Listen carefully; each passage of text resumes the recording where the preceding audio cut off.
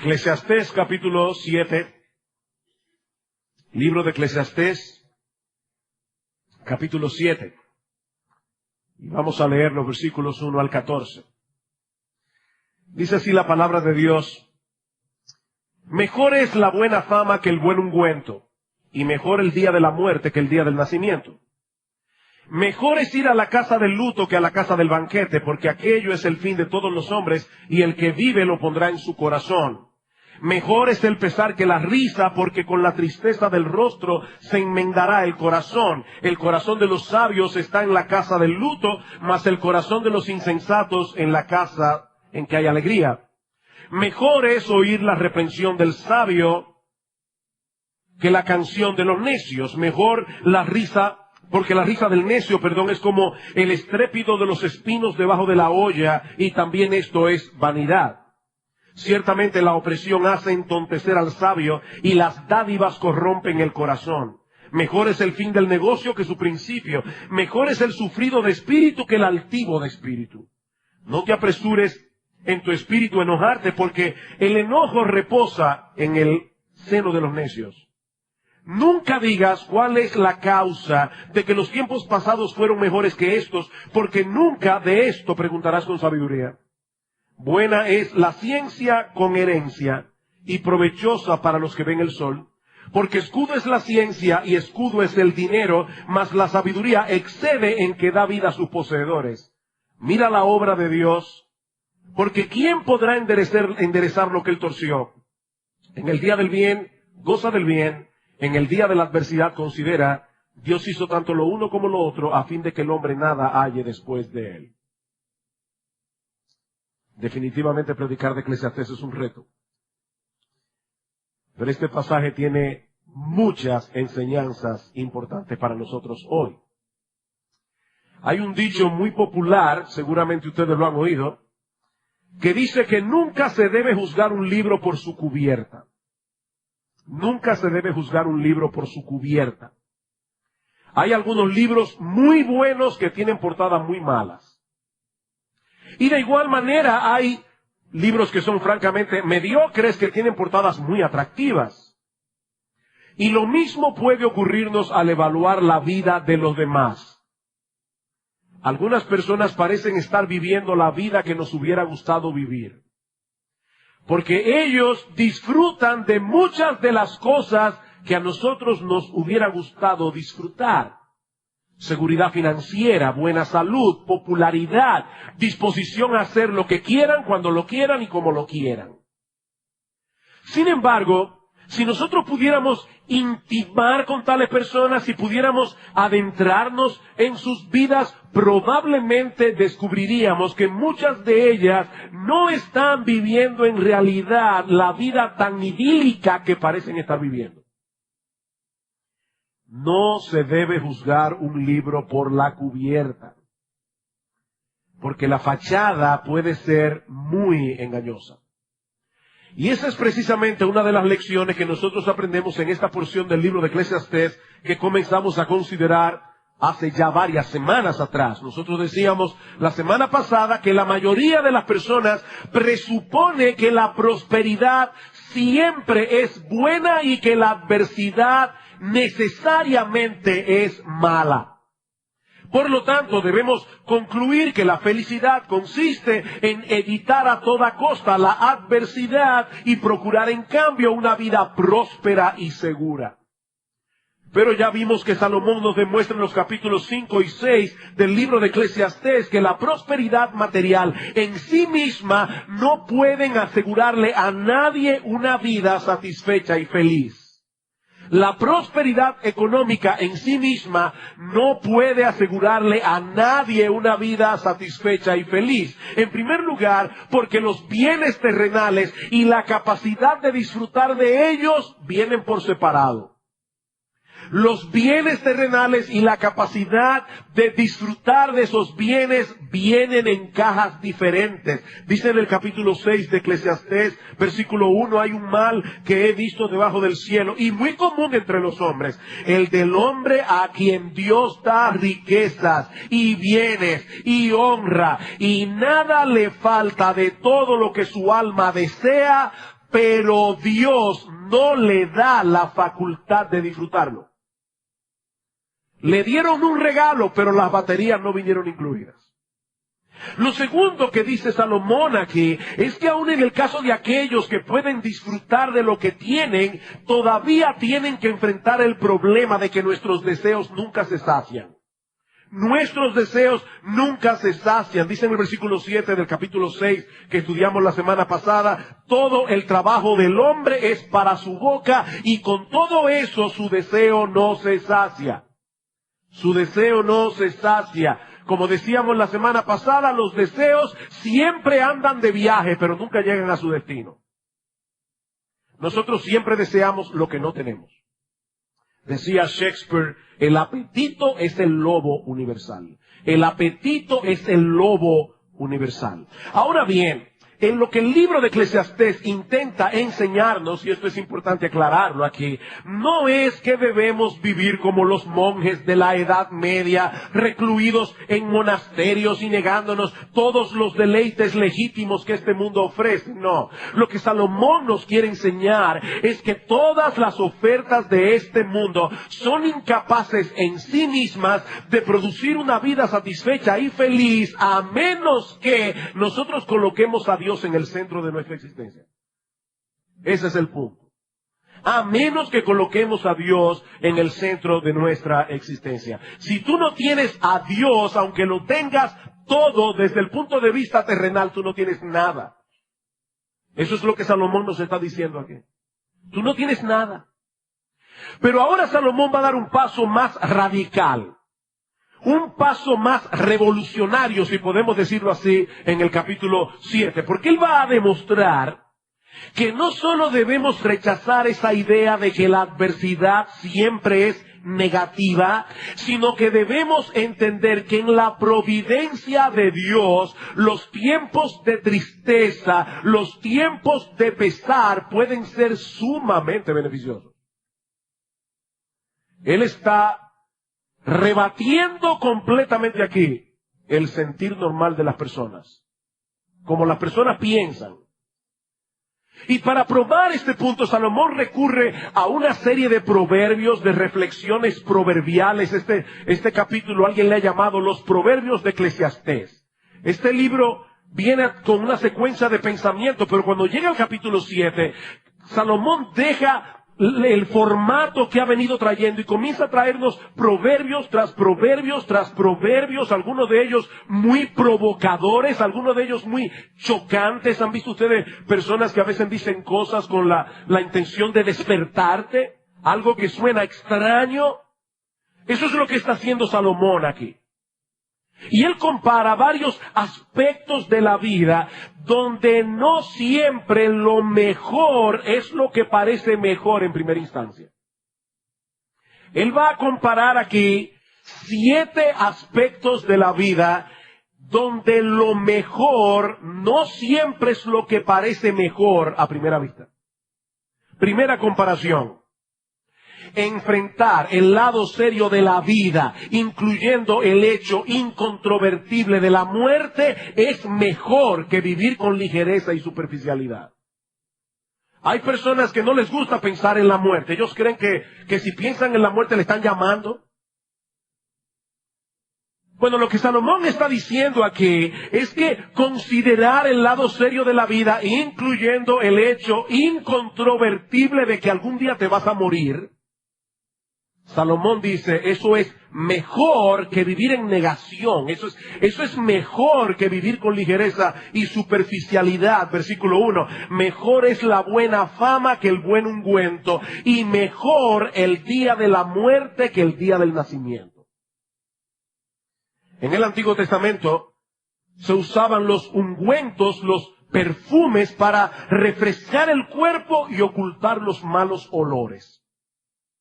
Hoy día nosotros contamos con buenos jabones, con buenos desodorantes, pero en el tiempo de Salomón la situación era muy diferente. Cuando las personas tenían que trasladarse de un lugar al otro, en medio de aquel calor, sin aire acondicionado, el problema de los olores era un asunto serio. Serio.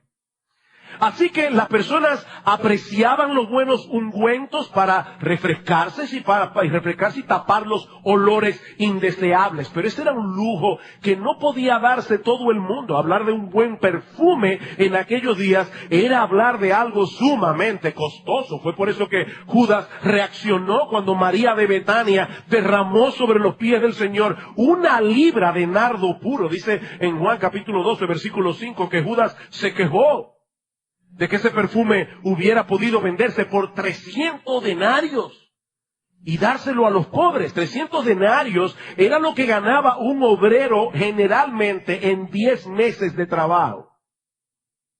Era un perfume costoso. Ahora, Juan aclara que Judas dijo esto no porque se cuidara de los pobres, sino porque era ladrón.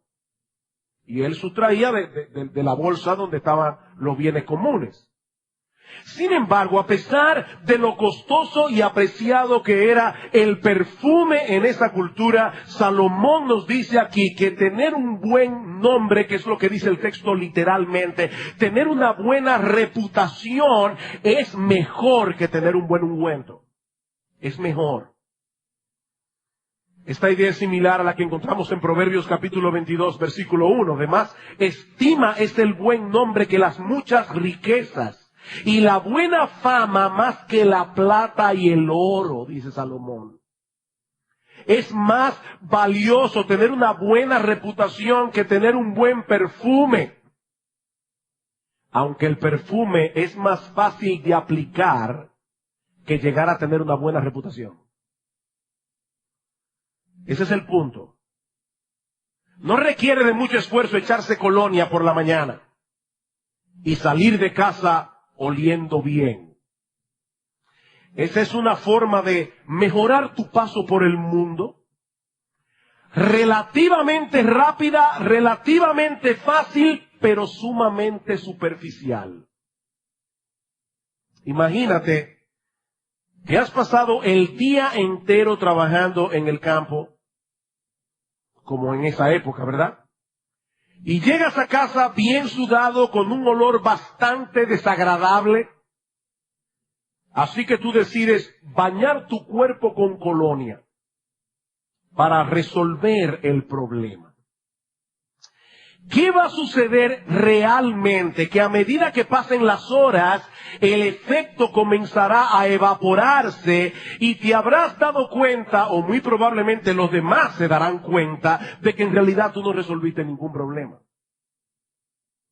Es por eso que la buena reputación es más valiosa que un buen ungüento. El perfume solo puede ser de ayuda con el mal olor externo, pero su impacto será temporal y no sirve de mucho cuando el carácter de un hombre está podrido.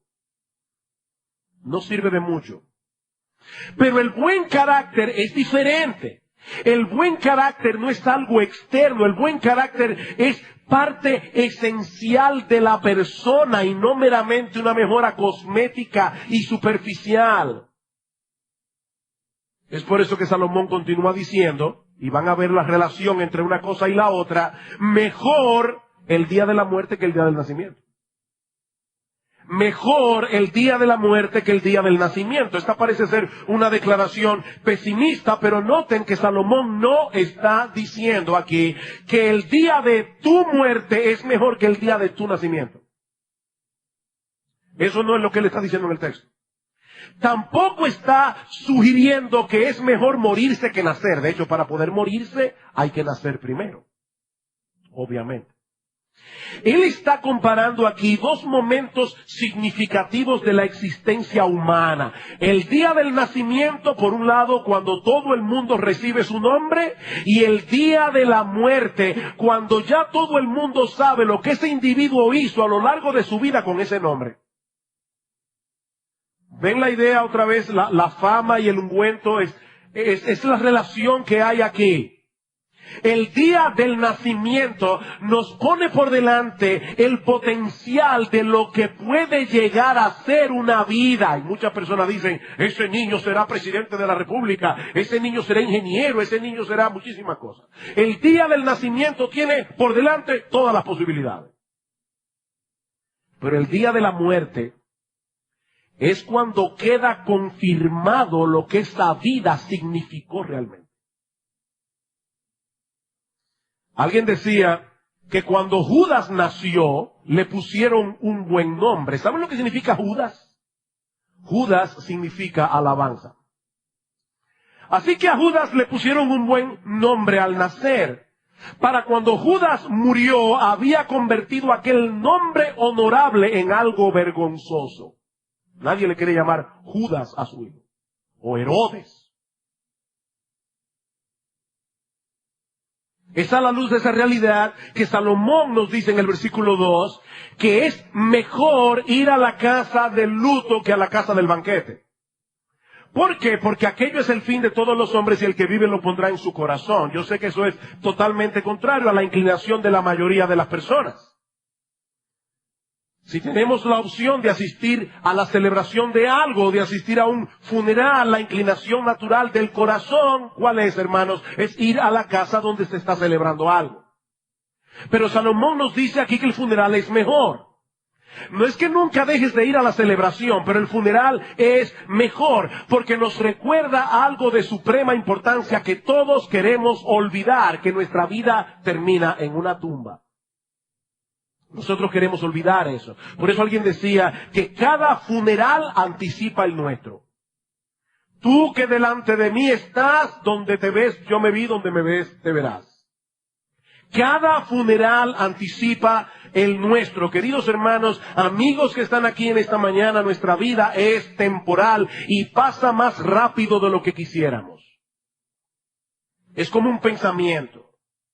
Podemos hacer todo el esfuerzo que queramos para evadir el pensamiento de la muerte, pero no hay nada que podamos hacer para evadir el hecho de la muerte. Tú puedes evadir el tema, pero no puedes evadir el hecho. Por supuesto, esto no significa que nosotros debemos vivir obsesionados con el tema de la muerte. A lo largo de este estudio, nosotros hemos visto una y otra vez que Salomón nos invita a disfrutar de las cosas disfrutables de esta vida. Dice en Eclesiastés capítulo 2, versículo 24, que no hay cosa mejor para el hombre, sino que coma y beba y que su alma se alegre en su trabajo. También he visto que esto es de la mano de Dios. Es bueno gozarse de las cosas que Dios le da. Así como hay tiempo para llorar, hay tiempo para reír, dice en Eclesiastés capítulo 3, versículo 4. Y en este mismo pasaje dice en el versículo 14, en el día del bien goza del bien. En el día del bien goza del bien. El que se obsesiona con el tema de la muerte difícilmente podrá vivir su vida. Pero, mis amados hermanos, una cosa es disfrutar de las buenas cosas que Dios nos da y otra muy diferente, vivir una vida ligera, frívola, superficial, sin tomar en cuenta la seriedad que implica el hecho de estar vivos. Mi amigo, yo no sé si alguna vez tú has pensado en esto, pero el hecho de estar vivos es algo serio. Es algo serio porque algún día vamos a morir y tendremos que presentarnos en el tribunal de Dios y vamos a dar cuenta de nuestra vida. Dice la palabra de Dios que todas las cosas están desnudas y abiertas a los ojos de aquel a quien tenemos que dar cuentas. Así que estar vivos es una gran responsabilidad. Y ese no es el tipo de pensamiento que se suele tener en medio de una celebración. Pero sí en un funeral. En medio de la fiesta, difícilmente alguien piensa en la brevedad de la vida. Pero en un funeral sí. Decía Moisés en el Salmo 90:12 orando al Señor, Señor, enséñanos a contar de tal manera nuestros días que traigamos al corazón sabiduría. Señor, ayúdame a recordar que mi vida tiene un límite. Ayúdame a recordar que mi vida tiene un fin. Los que tratan de disfrutar su vida al máximo, evadiendo la realidad de la muerte, terminarán viviendo como necios y desperdiciando su vida. Versículo 3. Bueno, este era el mejor mensaje en que esto podía pasar. Mejor es el pesar que la risa. Dice en el versículo 3. porque con la tristeza del rostro se enmendará el corazón. Creo que la versión de las Américas tiene una traducción más precisa cuando dice, porque cuando el rostro está triste, el corazón puede estar contento.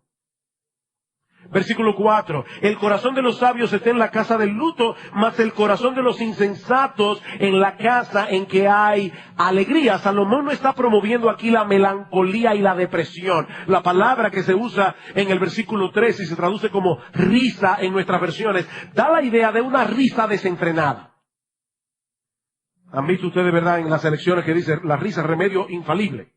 Aquellos que me conocen personalmente saben que yo creo que Dios cuando me fabricó me hizo con un buen sentido del humor. Yo no tengo problema con la risa en sí misma.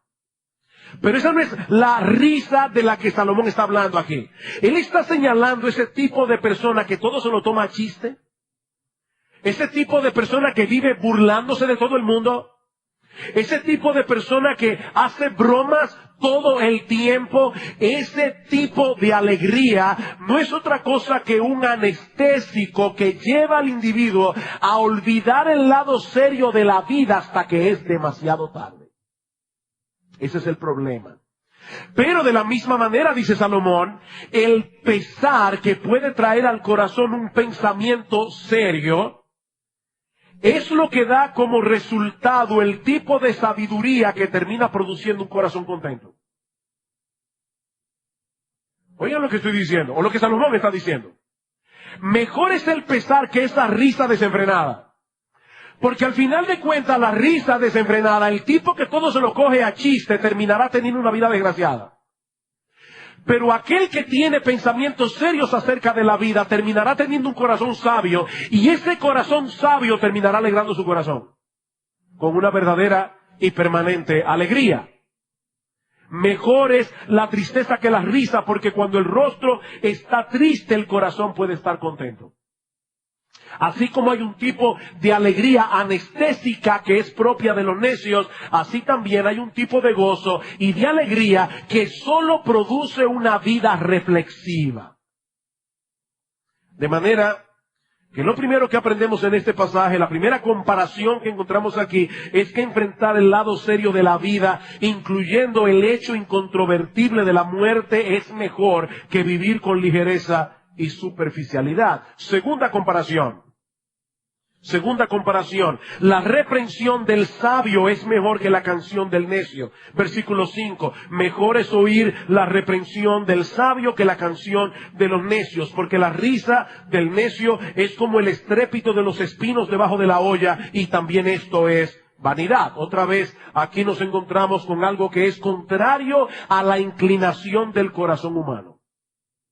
Es muy raro escuchar a un individuo decir, me encanta cuando las personas me reprenden. Me siento feliz cada vez que alguien me llama para amonestarme. Yo no conozco a nadie así. Una persona puede ser lo suficientemente sabia como para darse cuenta de que la reprensión es para su bien. Eso es una cosa. Pero a nadie le resulta emocionalmente placentero ser amonestado. Sin embargo, Salomón nos dice aquí que la reprensión es mejor que escuchar la canción de un necio, refiriéndose probablemente a la adulación de un necio. Y ahora Salomón pasa a explicar por qué. Dice, la risa del necio es como el estrépito de los espinos debajo de la olla. Salomón está comparando la risa de los necios con el sonido que producen los espinos en una fogata. Producen mucho ruido, pero no sirven para combustible, se queman demasiado rápido. En otras palabras, el bienestar que produce la adulación es de corta duración. Pero la reprensión de un sabio, por incómoda que sea recibirla, puede producir en nuestro carácter resultados permanentes. Dice David en el Salmo 141:5, que el justo me castigue será un favor, y que me reprenda será un excelente bálsamo. ¿Oíste eso, mi hermano? Mi hermana. Cuando alguien tiene el valor de reprendernos por algo que debemos corregir en nuestras vidas, Salomón dice, nos está haciendo un tremendo favor, porque nos está ayudando a ser más sabios, por más amarga que resulte la medicina. Miren, mis hermanos, todos nosotros tenemos puntos ciegos en nuestra vida. Hay cosas de nuestro carácter que todo el mundo ve, menos nosotros.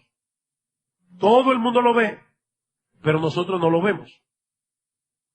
Qué bendición poder contar con la reprensión de hombres sabios, por más desagradable que sea el hecho de ser amonestado. Tercera comparación. Es mejor la honestidad que la corrupción. Versículo 7.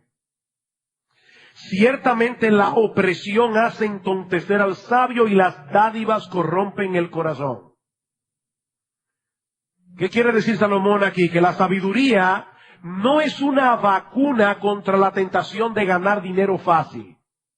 La sabiduría no es una vacuna contra la tentación de ganar dinero fácil. En este caso, Salomón parece estar presentando el caso de un juez, el caso de alguien que está en autoridad, que abandona el camino de la justicia y oprime al inocente a cambio de un soborno. ¿Cómo le llaman a eso en nuestro país? Bueno, en nuestro país a eso se le llama astucia. Y muchos lo justifican diciendo todo el mundo lo hace. ¿Verdad que sí? Salomón le llama necedad. Salomón dice que cuando un hombre sabio se corrompe por causa del soborno, ese individuo ha abandonado la sabiduría y se ha convertido en un necio. ¿Saben por qué? Porque algún día todos los hombres, grandes y pequeños, tendrán que comparecer delante del juez de toda la tierra, como dice en Apocalipsis 20:11, y todos aquellos que torcieron la justicia por causa de un soborno tendrán que pagar por ello. Mis hermanos, algún día este mundo funcionará correctamente. Así que comprometer la integridad por la tentación de hacerse más rico o adquirir más poder es una terrible necedad que tendrá terribles consecuencias. Cuarta comparación. Yo les dije que son muchos proverbios, reflexiones proverbiales. Cuarta comparación, esperar el tiempo de Dios es mejor que el apresuramiento y la impaciencia. Versículo 8, mejor es el fin del negocio que su principio, mejor es el sufrido de espíritu que el altivo de espíritu. No te apresures en tu espíritu a enojarte, porque el enojo reposa en el seno de los necios. Si hay dos cosas que caracterizan a un necio, son la impaciencia y el enojo. La impaciencia y el enojo. Lo que él quiere, lo quiere rápido. Y cuando las cosas no salen como él esperaba, usualmente explota en ira. Dice en Proverbios capítulo 12:16, el necio al punto da a conocer su ira, mas el que no hace caso de la injuria es un hombre prudente. Y en Proverbios 14:29, el que tarda en airarse es grande de entendimiento, mas el que es impaciente de espíritu enaltece la necedad. El que es impaciente de espíritu enaltece la necedad. El necio no sabe esperar, pero el sabio puede descansar confiado en el hecho de que Dios está en control. Ahora imagínense a un hombre sabio que comienza un negocio, y ahí viene el tema del versículo 8. Comienza un negocio, comienza a hacer sus diligencias, comienza a hacer sus trámites, y al principio las cosas no salen como él quería. ¿Qué hace el necio? El necio se impacienta y se aira. El sabio confía en que Dios tiene el poder de hacer que el final del negocio sea mejor que el principio. Y espera en el Señor, tranquilamente. Él pone los resultados en las manos de Dios. Alguien dice muy sabiamente, Dios siempre reserva el buen vino para el final. Satanás, en cambio, siempre empieza con lo mejor que él tiene. Y luego lleva al pecador al sufrimiento y tal vez a la muerte. Dios reserva el buen vino para el final. Vean el caso de José. José comenzó su vida en una cárcel, su vida adulta. Terminó siendo el segundo en Egipto. El final del negocio es mejor que el principio. Espera en Dios, no te apresures a enojarte cuando las cosas no están saliendo como esperabas, dice Salomón, porque muy probablemente en tu impaciencia y tu altivez terminarás empeorando las cosas y actuando como un necio. Ten paciencia y espera. Qué difícil, hermanos, es para nosotros esperar. Y más en la época en que nos ha tocado vivir. Antes tú enviabas una carta y tenías que esperar casi un mes para que llegaras. Hoy tú envías un correo electrónico y a los 5 minutos te molestas si el individuo no te ha dicho que lo recibió. Esta no es una época que cultiva la paciencia y la capacidad de esperar. Y sobre todo cuando estamos atravesando por un tiempo de aflicción. Pero mis hermanos, Dios hace las cosas perfectas en su tiempo, no en el nuestro. Espera en Dios. ¿Saben lo que es la ira? La ira es una alarma que Dios ha puesto en todos nosotros. Es una alarma que revela que hay algo a lo que le estamos dando una importancia indebida, una importancia desproporcionada.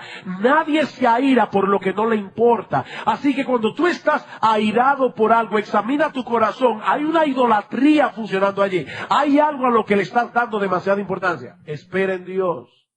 Pero por el otro lado, la ira es un indicativo de que hay ciertos aspectos de la vida o ciertos momentos y circunstancias en los que nosotros nos creemos más sabios que Dios.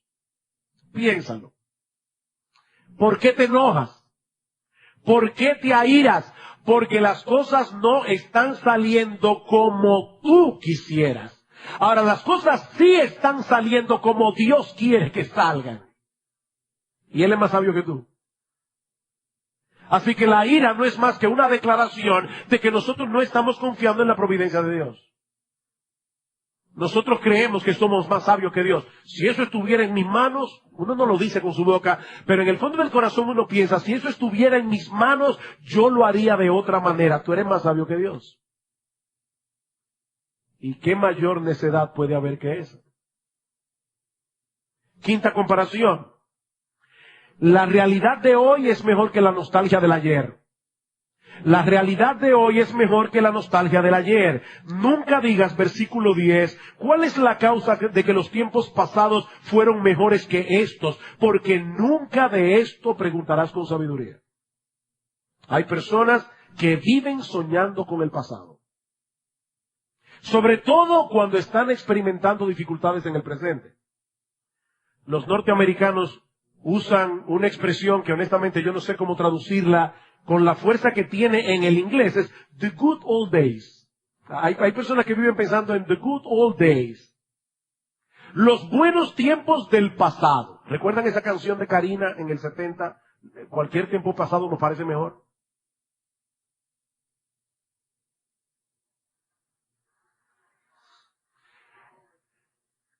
Bueno, los que se rieron saben ya la edad. Buscando en el baúl de los recuerdos, cualquier tiempo pasado nos parece mejor. Es the good old days. Yo quiero volver al pasado otra vez. Pero como bien ha dicho alguien, los buenos tiempos del pasado a menudo no son otra cosa que la combinación de una mala memoria y de una buena imaginación. Los buenos tiempos del pasado no son otra cosa que una combinación de una mala memoria y de una buena imaginación. Esa época dorada con la que sueñan algunos tenía problemas muy similares y tal vez peores que lo que nosotros tenemos que enfrentar ahora. Yo me alegro vivir en esta época y no en otra. Me alegro vivir en la época del internet, de los aires acondicionados, de la penicilina, de la anestesia. Yo me alegro. Aparte de que vivir anhelando con nostalgia un pasado que ya se fue no servirá de mucho para aprovechar el presente. Queridos hermanos, en la providencia de Dios, nosotros nacimos en esta época, no en otra. Y es en esta época que nosotros debemos vivir para Él, servirle a Él, hacer su obra. Y así como los creyentes del pasado recibieron los recursos de la gracia de Dios para enfrentar los retos que ellos tuvieron que enfrentar, créanme hermanos, nosotros también recibiremos los recursos de la gracia de Dios que necesitamos para enfrentar nuestros retos hoy. Así que la realidad de hoy es mejor que la nostalgia del ayer. Sexta comparación, la sabiduría es mejor que la riqueza. Y esa no todo el mundo la cree tampoco. La sabiduría es mejor que la riqueza. Versículo 11. Buena es la ciencia o la sabiduría con herencia y provechosa para los que ven el sol. Es decir, para los que están vivos. Ahora, tal como está traducido este versículo en nuestras versiones en español, da la impresión, ¿verdad?, de primera lectura, que lo que Salomón está diciendo aquí es que la sabiduría es buena, pero más aún cuando viene acompañada de una herencia. Eso es lo que parece que dice el texto. Buena es la ciencia con herencia. Sin embargo, este versículo también puede ser traducido, yo creo que es la traducción correcta. La sabiduría es tan buena como una herencia. Noten lo que sigue diciendo el versículo 12. Porque escudo es la ciencia y escudo es el dinero, mas la sabiduría excede en que da vida a sus poseedores. ¿Ven la comparación? En los días de Salomón, la herencia generalmente consistía en una porción de tierra. Cuando los israelitas llegaron a Canaán, cada familia recibió una porción de tierra como heredad, excepto los levitas. Y esa porción de tierra se traspasaba de una generación a la otra. De hecho, si alguien tenía que vender su porción por causa de un problema económico, tarde o temprano, en el año del jubileo, esa tierra volvía a su dueño original. Así que en esta sociedad agraria, un pedazo de tierra, una herencia, significaba comida, seguridad y estabilidad. Pero Salomón dice, es bueno recibir una herencia, pero tener sabiduría es mejor. Es bueno recibir una herencia. ¿A quién no le gusta que le diga, mira, se murió tu tío rico y te dejó? Eso es una buena noticia. No que se muere el tío rico, pero sí que le dejó una herencia. Es bueno recibir una herencia. Y Salomón no niega eso, porque él dice, escudo es la ciencia y escudo es el dinero. Él dice, vamos a ser claros, en esta vida el dinero resuelve muchas cosas. Eso es lo que le está diciendo. Pero la sabiduría es mejor. Dice un comentarista, el dinero puede perder su valor, o nos lo pueden robar. Pero la verdadera sabiduría conserva su valor y no la pierde. La persona que tiene riquezas, pero carece de sabiduría, suele despilfarrar su fortuna. Pero la persona que tiene sabiduría sabrá cómo conseguir y usar la riqueza. La sabiduría es como un refugio para aquellos que la obedecen, pues de mucho mejor protección es que el dinero. De mucho mejor protección. En otras palabras, Salomón está diciendo, el dinero tiene sus ventajas, pero sus ventajas son limitadas. El dinero no puede enseñarnos cómo sacarle el mejor provecho a las mismas posesiones que el Señor nos ha provisto. ¿No es así? Hay personas que tienen dinero, posesiones, pero no tienen sabiduría. Y no saben cómo sacarle el mejor provecho a lo que tienen. Es mejor tener sabiduría. Pero por otro lado, el dinero nunca podrá enseñarle a un hombre cómo reconciliarse con Dios. El dinero nunca podrá enseñarle a un hombre cómo alcanzar la vida eterna. De hecho, más bien puede convertirse en un tremendo obstáculo para reconciliarse con Dios y para hallar la vida eterna si el dinero se convierte en un ídolo. La Biblia dice que el amor al dinero es la raíz de todo tipo de mal. De todo tipo de mal. Séptima y última comparación. El contentamiento es mejor que un espíritu quejumbroso. El contentamiento es mejor que un espíritu quejumbroso. Versículo 13, mira la obra de Dios. Porque ¿quién podrá enderezar lo que él torció? En el día del bien, goza del bien. En el día de la adversidad, considera. Dios hizo tanto lo uno como lo otro, a fin de que el hombre nada halle después de él. Ya Salomón ha demostrado que al evaluar las circunstancias de la vida, no siempre es mejor lo que a primera vista parece mejor. Pero ahora Salomón va más lejos y nos dice que todas esas situaciones aflictivas que nosotros quisiéramos borrar de nuestra existencia, en realidad forman parte del incomprensible plan de Dios. Y todo lo que él hace es bueno. ¿Verdad, hermanos, que a nosotros nos gustaría vivir en un mundo más predecible? Nos encantaría vivir en un mundo más predecible, donde hacer las cosas de cierta manera aseguran ciertos resultados. Pero este mundo no funciona así. Mis hermanos, hay muchas cosas en esta vida que desde nuestra perspectiva nos parecen torcidas. ¿Y saben cuál es la La inclinación del corazón cuando uno ve una cosa torcida, ¿saben cuál es? Enderezarla. ¿Verdad que sí? De hecho, uno puede estar aquí hasta predicando y si la corbata está torcida, es probable que algunos de ustedes no atiendan el mensaje. Y tenga deseo de subir y poner la corbata correctamente, porque es que a uno lo torcido no le gusta, a uno le gustan ver las cosas rectas, pero Salomón dice aquí, ¿sabes una cosa? Nadie puede enderezar lo que Dios torció. Nadie puede enderezar lo que Dios torció. Salomón está declarando aquí la absoluta soberanía de Dios sobre todas las cosas creadas por Él. No para llevarnos a aceptar con resignación y fatalismo lo que Dios ha decretado, no. Salomón quiere llevarnos más bien a admirar con asombro la sabiduría de Dios para poner toda nuestra confianza en Él, aun en aquellos momentos cuando nos da la impresión que el mundo está al revés. Hermanos, seamos honestos, no hay momentos en la vida donde a nosotros nos da la impresión de que el mundo está funcionando al revés. De que las cosas están de cabeza. Bueno, Salomón está diciendo aquí, confía en Dios. Porque esa torcedura la hizo Él. Esa torcedura la hizo Él. Esa torcedura es parte de su plan. Así que cuando lleguen los días de prosperidad, gózate en ellos, agradécele a Dios los dones que Él te da. Pero cuando lleguen los días torcidos, cuando te toquen transitar por esos caminos tortuosos de la aflicción y de la adversidad, entonces detente a considerar el hecho de que nunca podrás entender del todo el tapiz que Dios está tejiendo. No lo vas a entender. Eclesiastés 11:5. Como tú no sabes cuál es el camino del viento, o cómo crecen los huesos en el vientre de la mujer encinta, así ignoras la obra de Dios, el cual hace todas las cosas. Él es soberano, Él hace todas las cosas, y a veces hace cosas que nosotros no entendemos. De hecho, para ser más honestos, la mayoría de las veces nosotros no entendemos lo que Dios está haciendo. La mayoría de las veces no entendemos.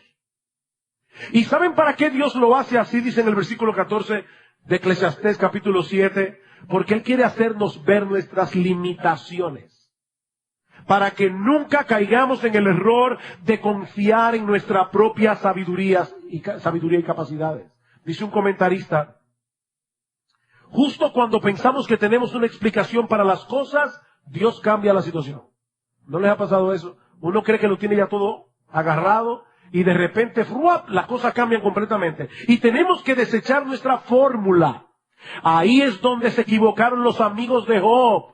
Ellos trataron de usar un viejo mapa de carreteras para guiar a Job en un viaje completamente nuevo. Y el mapa no servía. Y sigue diciendo este comentarista, no importa cuánta experiencia tengamos en la vida cristiana o cuántos libros hayamos leído, siempre tendremos que caminar por fe. En el mundo de los amigos de Job, si tú vivías una vida justa, todo te iba a salir bien. Si tú pecabas, las cosas te iban a salir mal. Pero en el mundo real hay justos a los cuales las cosas les salen muy mal. Y hay impíos a quienes las cosas les salen muy bien. Mis hermanos, ese es el mundo real en el que nosotros vivimos. ¿O no es así? Mis hermanos, ¿qué aprendemos de un pasaje como este? Y yo espero que ustedes oren por el predicador de Eclesiastés. Porque es un libro difícil. Cuando uno se enfrenta con un pasaje como este, ¿qué aprendemos de este pasaje? Que los pensamientos de Dios están muy por encima de los nuestros. Como dice en Isaías 55:9, como son más altos los cielos que la tierra, así son mis caminos más altos que vuestros caminos y mis pensamientos más que vuestros pensamientos. Nosotros no podemos entender del todo a Dios, pero siempre podemos confiar en su sabiduría, siempre podemos confiar en su bondad, porque Él ha manifestado claramente tanto una cosa como la otra, sobre todo en la cruz del Calvario. Miren, mis hermanos, un Dios que se hace hombre para recibir en nuestro lugar el castigo infinito que nuestros pecados merecían, no puede estar jugando con nosotros. Un Dios que se hace hombre para recibir sobre sí el castigo que merecen nuestros pecados, el infierno que nosotros merecíamos sufrir, ese Dios no está jugando con nosotros. Es en ese punto donde pasajes como Romanos 8 de repente se vuelven tan relevantes. Si Dios es por nosotros, ¿quién contra nosotros? El que no escatimonia a su propio Hijo, ¿cómo no nos dará juntamente con Él todas las cosas? Pero hay algo más que yo quiero decir antes de concluir este mensaje. Al considerar el versículo 1 de este capítulo, nosotros vimos el valor de tener un buen nombre, ¿recuerdan? El valor de tener una buena reputación.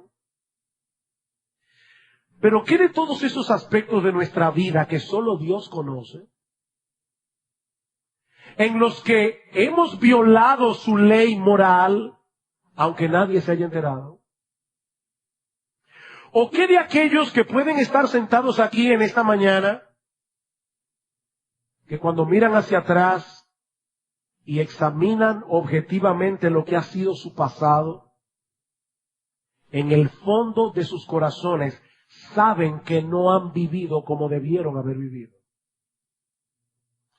Es aquí precisamente donde entra en juego el glorioso evangelio de nuestro Señor Jesucristo. Mi amigo, por más valiosa que resulte ser la buena reputación, la Biblia enseña claramente que no es por buena reputación que seremos aceptados en la presencia de Dios. Es valioso tener una buena reputación, pero la buena reputación no llevará a nadie al cielo. Dice en Isaías 64:6 que todos nosotros somos como suciedad y todas nuestras justicias como trapo de inmundicia ante la justicia y santidad de un Dios perfecto. Fue precisamente por eso que Cristo vino al mundo, para hacer a favor de pecadores lo que ellos no podían hacer por sí mismos. Y cuando venimos a Él en arrepentimiento y fe, somos limpiados de todos nuestros pecados. La justicia perfecta de Cristo es contada como nuestra en la presencia de Dios. Yo no sé cuál ha sido tu reputación, pero ¿sabe lo que dice la Biblia? Si alguno está en Cristo, nueva criatura es. Las cosas viejas pasaron. Todas son hechas nuevas. Al que no conoció pecado, por nosotros Dios lo hizo pecado para que nosotros fuésemos hechos justicia de Dios en Él. Mi amigo, la única reputación que cuenta en el cielo para salvación es la reputación de Cristo. Y esa reputación es puesta en nuestra cuenta por medio de la fe.